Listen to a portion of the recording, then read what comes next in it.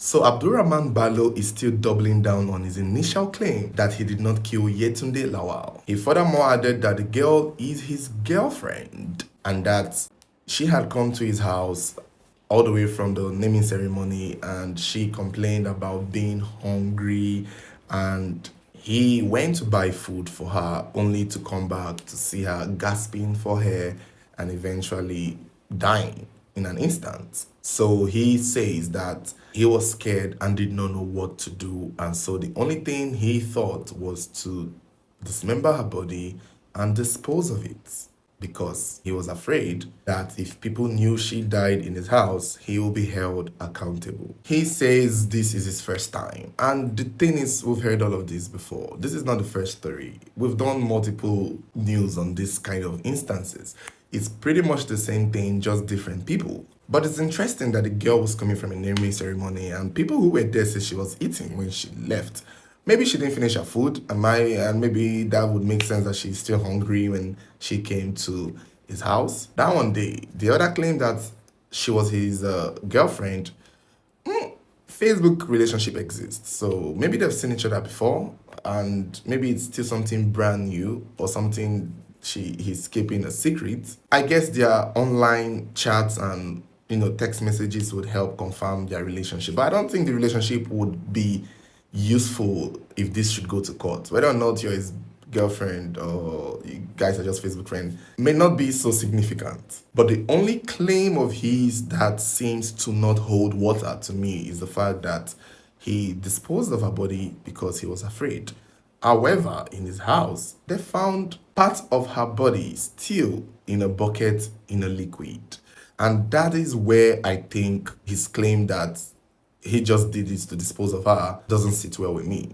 Because why is there still part of her body in your possession? It's one thing to dismember her and then you throw everything away. And it's another thing to dismember her and then keep some parts to yourself.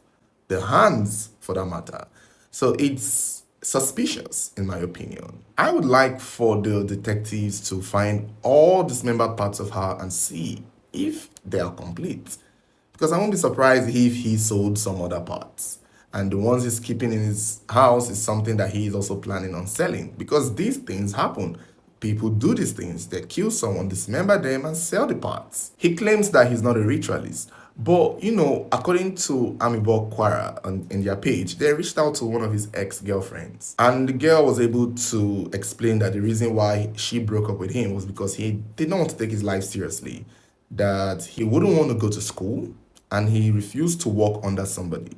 That all he wants to do is be a Muslim cleric, that he does all this religious thing. And I think that was where he was, channeling towards.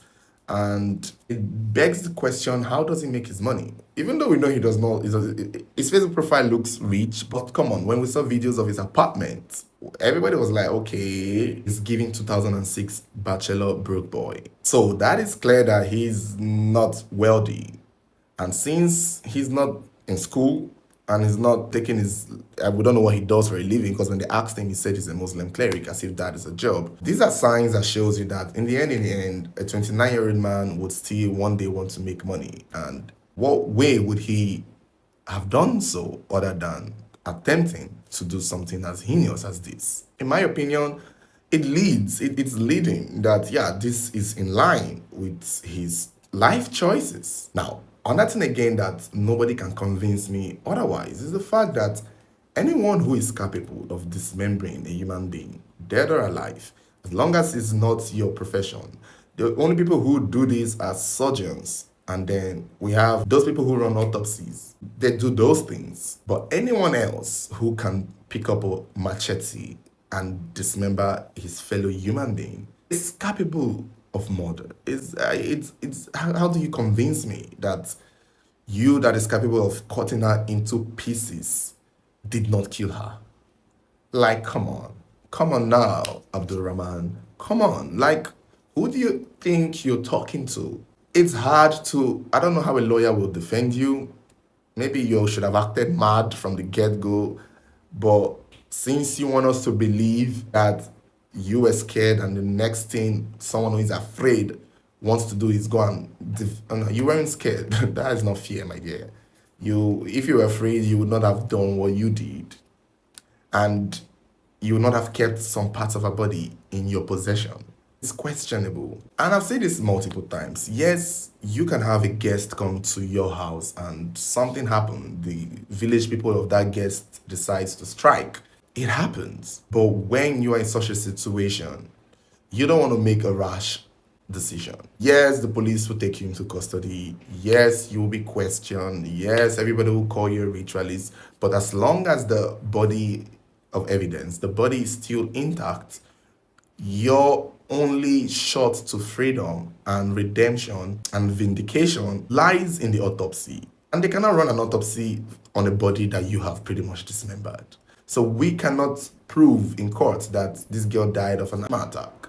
But that would have been possible if you didn't do the stupid thing that you did with your stupid face. That would have been possible.